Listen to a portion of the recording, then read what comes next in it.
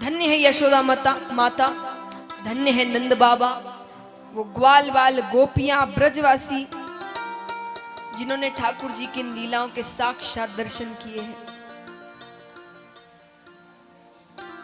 अब महाराज, अब हम चलते हैं उस लीला की ओर जो सबसे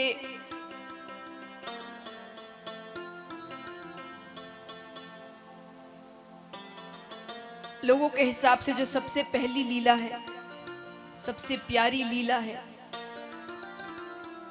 तो महाराज, प्रथम करी हरि माखन चोरी,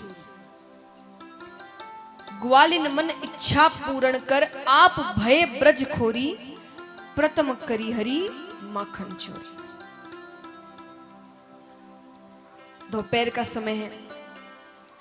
यहां ठाकुर जी विचार करते हैं कि ये जो माखन चोरी की लीला है बड़ी अच्छी लीला है, सबको बड़ा आनंद आएगा, लेकिन माता यशोदा को तो कभी ये आनंद नहीं मिलेगा।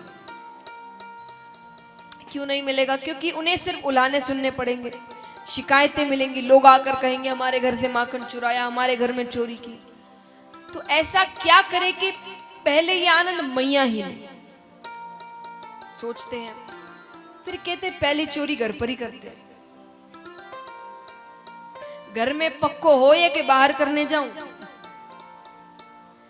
चोरी देखिए ऐसे गलत चीज है चोरी करना, लेकिन उसके लिए भी दिमाग चाहिए,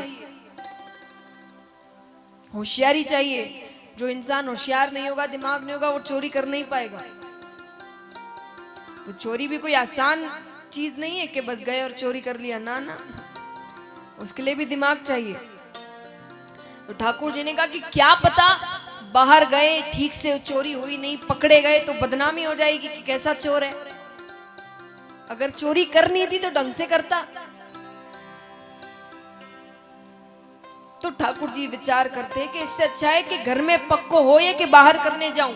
घर में पकड़े भी गए तो इतनी डांट तो पड़ने वाली है नहीं मैया से, तो पहले घर पे करते हैं, पक्के हो जाएंगे फिर बाहर करने जाएंगे। अच्छी बात है। दोपहर का समय है, सब सो रहे हैं, ठाकुर जी के हिसाब से सब सो रहे हैं। तो अब ब्रज में जो घर होते थे, उन घर में एक कमरा केवल माखन का होता था, क्योंकि सबका काम ही माखन दही बेचने का था। तो माखन की खूब हांडियां होती थी। तो एक कमरा होता था जिसमें कुछ हांडियां नीचे रखी होती थी, कुछ छीके पे रखी होती थी। तो एक कमरा माखन का था।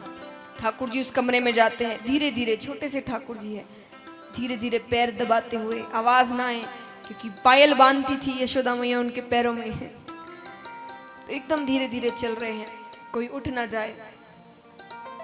जाते हैं, माखन की हांडी लेते हैं, हाथ अंदर डालते हैं,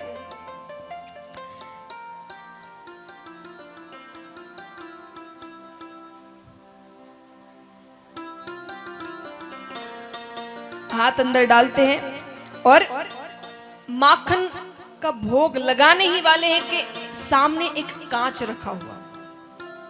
उस कांच में ठाकुर जी ने अपना प्रतिबिंब देखा, अपने आप को देखा। कांच में हमारा खुद का चेहरा दिखता है, तो अपना प्रतिबिंब देखा ठाकुर जी ने। अब वो देखकर ठाकुर जी तुरंत अपना हाथ पीछे कर लेते हैं। बच्चे हैं, उन्हें नहीं पता कांच क्या होता है, लीला कर रहे हैं ऐसे, तो उन्हें क्या नहीं पता। तुरंत हाथ पीछे कर लेते, कहते अच्छा ये मैया बड़ी होशियार है, इसने माखन की रखवारी खातिर एक छोरो पहले से ही खड़ो रखो है, और ये चुपचाप मेरी चोरी देख रहे है। अब ये मैया से कहेगा कि मैया देख कान्हा चोरी करे। ठाकुर जी थोड़ा सोचते हैं, फिर कहते हैं देख तू भी छोरो, मैं भी छोरो, तू मेरी चोरी मैया से मत कहिए।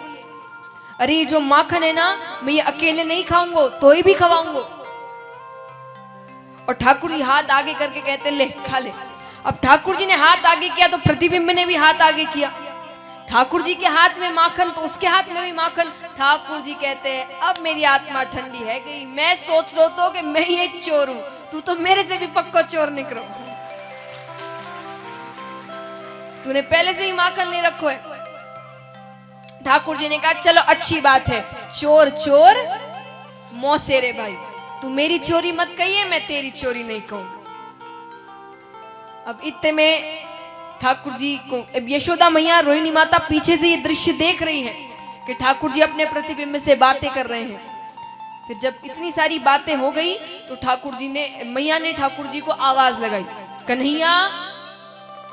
ठाकुर जी तो डर गए, उन्हें लग रहा था सब सो रहे हैं, कोई जवाब नहीं दे रहे ठाकुर जी। यशोदा मैया पीछे से आती है, अरे कन्हैया मैं कब से आवाज लगा रही हूं, यहाँ क्या कर रहा है? ठाकुर जी ने कहा मैया मोए माखन को लोभ ना है, पर मैंने सोचो कि मेरी मैया इतनो मेहनत करके माखन निकाले, तो मैं माखन की रखवारी के खातिर मैं जब इस कमरे में आयो तो मैया मैंने देखो कि एक कालो करूटो छोरो माखन चुरा रो है। मैया ने कहा कालो करूटो छोरो? बोले हाँ। मैया मैंने उससे कहा कि तू माखन क्यों चुराए, तो मैया से कहे मैया माखन दे देगी। तो मैया मैं नंदराय को छोरो, मेरे ही घर में वो कारो करूटो छोरो मुझे ही आंख दिखाए। अच्छा मैया ने कहा कहाँ है वो कालो करूटो छोरो? मैया का हाथ पकड़ के ठाकुर जी लाते उस प्रतिबिंब को दिखाते, ये कालो करूटो छोरो। मैया ने कहा ये कालो करूटो छोरो तू ही है। मैया ने कहा काना ये कांच है, इसमें हमारा ही प्रतिबिंब दिखता है, देख मैंने तुझे गोद में उठाया तो उसकी माता ने भी उसे गोद में उठाया। अब यशोदा मैया ठाकुर जी को बाहर लाके पूरे ब्रज को बता रही है कि ठाकुर जी ने ऐसी लीला करी। तो महाराज यशोदा मैया कि तो भाग्य की हम क्या बात करें, पर हम भी सौभाग्यशाली है कि हमें इन लीलाओं के बारे में सुनने का मौका मिल रहा है।